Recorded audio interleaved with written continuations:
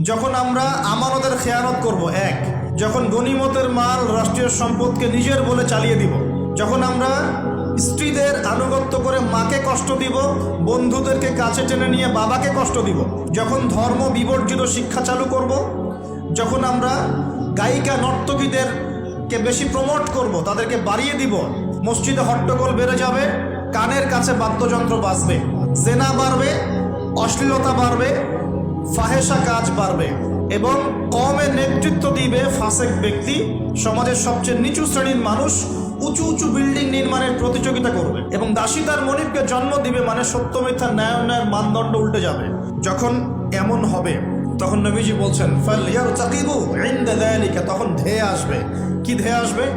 এক নাম্বার, রিহান হামরা, উত্তপ্ত, কঠিন উত্তপ্ত একটা গরম বাতাসের আযাব পৃথিবীবাসীর দিকে আসতে থাকবে। এমন আযাব কি এসেছে? গরম উত্তপ্ত বাতাস কি আসছে? একটু নাসার গবেষণাগুলো করে দেখেন বাসায় গিয়ে, তারা বলছে সূর্যের মধ্যে এখন কিছু বিক্রিয়া চলছে, বিস্ফোরণ চলছে। এমন হতে পারে অতি শীঘ্রই পৃথিবীর দিকে উত্তপ্ত গরম বায়ুর আযাব আসা শুরু করবে। দেখেন হাদিসের সাথে এক্স্যাক্টলি মিলে গেছে। আল্লাহু আকবার। রিহান হামরা মানে গরম উত্তপ্ত বাতাস আসবে পৃথিবীর দিকে। এবং মনে করবেন না এই বাতাস যদি গায়ে লাগে খুব কমফোর্টেবল ফিল হবে, বরং এর ফলশ্রুতিতে দেখা যাবে ফসল নষ্ট হয়ে যেতে পারে, বৃষ্টিপাত বন্ধ হয়ে যেতে পারে, খরা হতে পারে, মরুকরণ হতে পারে, আর অনেক সমস্যা হতে পারে, পানির স্তর নিচে নেমে যেতে পারে। রিহান হামরা। আরেকটা হচ্ছে দুই, ওয়াজালজালাতান, এবং ভূমিকম্প। আর নবীজি বলছেন ভূমিকম্প না, নবীজি বলছেন যে বাইনা ইয়াদাই সাআ, কিয়ামতের আগে আগে মুতানুন শাদীদ, মহামারী ছড়িয়ে পড়বে, বড় বড় মহামারী। ওয়া বা'দাহু, আর মহামারীর পরে আসবে সানাওয়াতুজ জালাজিল, ভূমিকম্পের বছরগুলো। ভূমিকম্পের বছরগুলো। সানা মানে একটা বছর, সানাওয়াত মানে অনেকগুলো বছর, জালজালা মানে ভূমিকম্প, জালাজিল মানে ভূমিকম্প সমূহ, অর্থাৎ ভূমিকম্পের বছরগুলো আসছে পৃথিবীর সামনে। যে পাপগুলোর কারণে জালজালা ভূমিকম্পগুলো আসে, এই পাপ তো আমরাই সবচেয়ে বেশি করছি।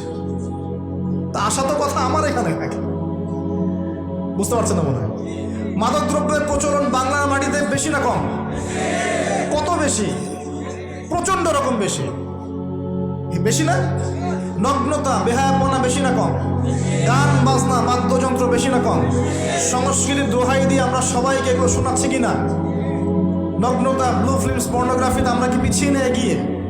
করাপশন, দুর্নীতিতে আমরা কত নাম্বার? আজকে আসছি 12, আগে ছিল 13, আজকে হয়েছে 12। মাশাআল্লাহ, উন্নতি হয়েছে আমাদের। আচ্ছা, তারপরে এই যে আমানতের খেয়ানতে আমরা পটু না কম না বেশি? একটা হাতি উপর থেকে আস্তে আস্তে এখানে মাছি হয়ে যায় কিনা? একটা হাতি উপর থেকে আস্তে আস্তে মাছি হয়ে যায় কিনা? মানুষ সম্পদ লুটে পুটে খাচ্ছে কিনা? তো ভূমিকম্প আসার যে কারণগুলা, এগুলো তো আমরা ফার্স্ট। তাহলে ওখানে এত বড় আযাব কেন? এটা প্রশ্ন না? আল্লাহ পাক উত্তর ভালো জানেন। তবে হতে পারে এটা পুরো মুসলিমদের জন্য একটা শিক্ষা। যদি তোমরা সতর্ক না হও তাহলে তোমাদের কাছেও কিন্তু এই আযাব আসবে। আর ওই বিজ্ঞানী, যে বিজ্ঞানীর কথা বললাম, তার ব্যাপারে আজকে রিসার্চ করতে গিয়ে দেখলাম সে আরও একটা নিউজ দিয়েছে। সে বলেছে যে খুব সাম্প্রতিক সময়ে, অদূর ভবিষ্যতে, সে বলছে যে চায়না, পাকিস্তান, বাংলাদেশ, আফগানিস্তান, এই পুরো কন্টিনেন্টে আরেকটা ভয়াবহ ভূমিকম্প হতে যাচ্ছে। দুটো প্রশ্ন করবো, সে কেমন করে এস্টিমেট করতে পারে আর তার কথা ফলতেছে কিভাবে? তবে সায়েন্স বলছে এবং কোরআন হাদিস থেকে আমরা এটাও দেখছি যে হ্যাঁ, ভূমিকম্প যে পাপের কারণে আসে, এই পাপগুলো আমরা কিন্তু করছি, কম বেশি সবাই করছি। আর দুই নাম্বার হচ্ছে যে টেকটনিক প্লেটের কথাগুলো বলা হয় বা এই যে ফ্রন্ট লাইনগুলোর কথা বলা হয়, এগুলোও কিন্তু আমাদের দেশ, পাকিস্তান, আফগানিস্তান, চায়নার দিকে আছে, মায়ানমারের দিকে আছে। আর এটা হাদিস থেকে আমি জানি যে কিয়ামতের আগে আগে 3টা বড় বড় ভূমিকম্প হবে। কয়টা ভাই? 3টা। এই কিয়ামতের 10টা বড় আলামতের মধ্যে এই 3টা হচ্ছে অন্যতম। নবীজি বলেছেন, একটা হচ্ছে পৃথিবীর পূর্ব দিকে, যেখানে আমরা বসবাস করি, Bangladesh, Pakistan, Sri Lanka, India, Myanmar, Indonesia, Malaysia, পূর্ব দিক, এদিকে একটা ভূমিধস হবে। একটা হলো পৃথিবীর পশ্চিমে, মানে ওই যে পশ্চিমা সভ্যতা, যেখানে যাওয়ার জন্য আপনি ব্যতিব্যস্ত হয়ে আছেন। আর 3 নাম্বার হচ্ছে পৃথিবীর মাঝখানে জাজিরাতুল আরবিয়া, অ্যারাবিক পেনিনসুলার মধ্যে একটা ভূমিকম্প হতে পারে। এই 3টা হবেই, রাসূল সাল্লাল্লাহু আলাইহি ওয়াসাল্লাম বলেছেন। আর তিনি আরও বলে গেলেন যে বা'দাহু সানাওয়াতু সালাসিল, মহামারীর পরে আসবে ভূমিকম্পের বছরগুলো। এই পুরো বিষয়গুলো একত্রিত করলে আমাদের সচেতন হওয়ার দরকার আছে কি নাই? এখন কি আমরা সবাই 20-30 তলা বিল্ডিং বানানো শুরু করব? সচেতন মানে কি? আমরা কি আশ্রয় কেন্দ্র বেশি বেশি বানানো শুরু করব? আমরা আরও ওই যে কিছু কিছু সিমেন্টের অ্যাড দেখায়, এই সিমেন্টে বাড়ি বানালে ভূমিকম্পেও কাঁপবে না, এগুলো করবো আমরা? নাকি সর্বপ্রথম কি প্রয়োজন? আধ্যাত্মিক পবিত্রতা প্রয়োজন, তাসকিয়া প্রয়োজন। আল্লাহ পাক আমাদের সবাইকে তওবা করে ফিরে আসার তৌফিক দান। একই সাথে পশ্চিমাদের সমস্ত ষড়যন্ত্রের ব্যাপারে চোখ কান খোলা রাখার তৌফিক দান। দুটোই দরকার আছে কি নাই? দুটোই দরকার আছে। আপনারা বাসায় গিয়ে একটা প্রযুক্তি সম্পর্কে পড়াশোনা করেন, আমি আর কিছু বলে দিব না পাবলিকলি। প্রযুক্তিটার নাম হচ্ছে হার্প, HAARP, হার্প। এই প্রযুক্তি কি, কেন, এ দিয়ে কি করা যায় না করা যায়, এটা নিয়ে একটু বাসায় গিয়ে পড়াশোনা করে দেখেন, মনে থাকবে? HAARP, হার্প, মনে থাকবে? এখনই গুগল সার্চ করে দেখে দেন, বাসায় গিয়ে পড়াশোনা করে দেখেন কি জিনিস এটা, কি করা যায় এটা দিয়ে। আপনাকে বলে দেই, দাজ্জাল কিন্তু জলবায়ু নিয়ন্ত্রণ করাও শুরু করবে, কেন সে পুরো বিশ্বটা শাসন করবে। দাজ্জাল বৃষ্টি দিতে পারবে, দুর্ভিক্ষ দিতে পারবে, প্রোগ্রেসও দিতে পারবে। 40 দিন সে বিশ্বকে শাসন করবে, যার প্রথম দিনটা হবে 1 বছরের সমান, দ্বিতীয় দিনটা হবে 1 মাসের সমান, তৃতীয় দিনটা হবে 1 সপ্তাহের সমান, বাকি দিনগুলো হবে আমাদের দিনের মতোই। প্রত্যেক ভূমিকম্পেই পৃথিবীর আর্নিক গতির পরিবর্তন হচ্ছে। সায়েন্টিস্ট এখন বলছেন পৃথিবীর ভিতরে ইনার কোর বলে যে জায়গাটা আছে, এটা এখন উল্টা দিকে ঘোরা শুরু করেছে। তো একদিন যে 1 বছরের সমান হবে এই বিষয়ে আমার কোনো সন্দেহ নাই। মহাবিশ্বে এমন কিছু একটা হবে যাতে করে পৃথিবীর আর্নিক গতির মধ্যে পরিবর্তন আসবেই। না হলে নবী সাল্লাল্লাহু আলাইহি ওয়াসাল্লাম বলতেন না প্রথম দিনটা হবে 1 বছরের সমান।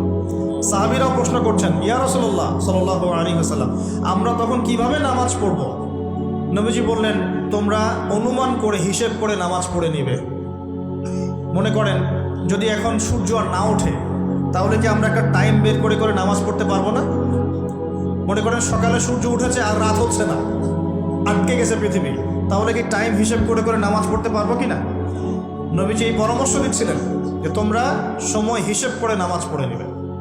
দ্বিতীয় দিনটা হবে 1 মাসের সমান, আর তৃতীয় দিনটা হবে 1 সপ্তাহের সমান, এবং সে এই পৃথিবীটাকে শাসন করবেই। এবং নবীজি একটা হাদিসে বলছেন, পৃথিবীর মক্কা মদিনা বাদ দিয়ে এমন কোনো জায়গা নাই যেখানে সে বিচরণ করবে না। সরফে সালাহিন বলছেন তার বিচরণ দুভাগেও হতে পারে। 1, সে নিজে বিচরণ করবে, আল্লাহ তাকে সেই ক্ষমতা দিবেন, অথবা সে প্রত্যেকটা জায়গায় তার অনুসারী তৈরি করবে যারা তার হয়ে কাজ করবে। দুটো ব্যাখ্যাই যৌক্তিক না? একজন ব্যক্তি কি একা একাই বিশ্বকে শাসন করতে পারে, নাকি তার কোনো ফলোয়ার্স লাগবে? ফলোয়ার্স লাগবে না? এখানে তার ফলোয়ার্স কারা? নবীজি বলছেন ইস্পাহানের 70,000 ইহুদি তাকে ফলো করবে। কত হাজার? 70,000। আর আপনাদেরকে জানিয়ে রাখি, তাদের ধর্মগ্রন্থে একটা ধোঁকা আছে। কি ধোঁকাবাজি? তারা মনে করে যে তাদের একজন মাসিহ আসবে। কে আসবে? মাসিহ মানে ত্রাণকর্তা, উদ্ধারকারী, যে আসলে তারা বিশ্বকে শাসন করবে। কারা এমনটা মনে করে? ইহুদিরা মনে করে। তারা মনে করে তাদের একজন মাসিহ আসবে, তারা যখন আসবে তখন তারা বিশ্বটাকে শাসন করা শুরু করবে। আস্তে আস্তে কি তারা বিশ্ব শাসন করছে কি না বলেন? ধীরে ধীরে কি তারা বিশ্বের শাসন ক্ষমতার দিকে এসেছে কি আসে নাই? আসছে। যদি আপনি পড়াশোনা করেন তাহলে দেখবেন বিশ্বের বড় বড় ডিপার্টমেন্টগুলো, for example geopolitics, political system, economics, finance, media, প্রযুক্তি, এই যে বড় বড় ডিপার্টমেন্টগুলো আছে, এগুলো কিন্তু মোটামুটিভাবে তারা শাসন করা শুরু করেছে।